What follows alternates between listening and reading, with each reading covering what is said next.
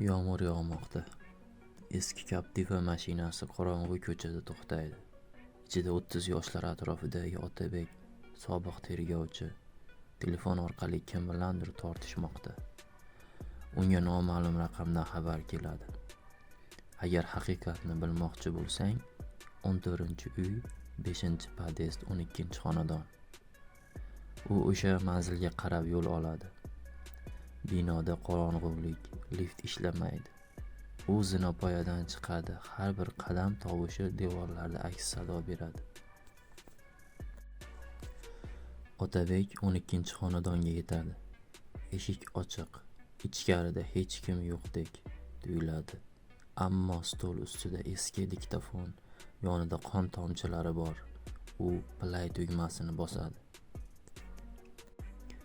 Diktafonda ayol ovozi. U meni topdi, endi u seni ham topadi. To'satdan orqa tomondan shovqin eshitiladi.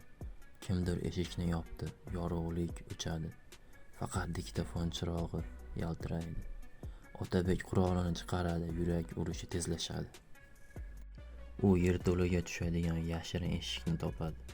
Pastda eski suratlar, gazeta parchalarida Otabek Karimov tergovchining yo'qolgan xotini degan maqolalar. U tushunadi, bu joyda uning o'z xotini bedarak yo'qolgan kuni bilan bog'liq narsa bor. To'satdan mikrofonda yana ovoz. Otabek, men seni kechira olmadim. Otabek orqasiga qarasa, qorong'udan oq ko'ylakda qonli yuz bilan ayol siluet chiqadi. Uning xotini. Ammo u o'lik ko'rinishda. Otabek qo'rqib orqaga tisariladi.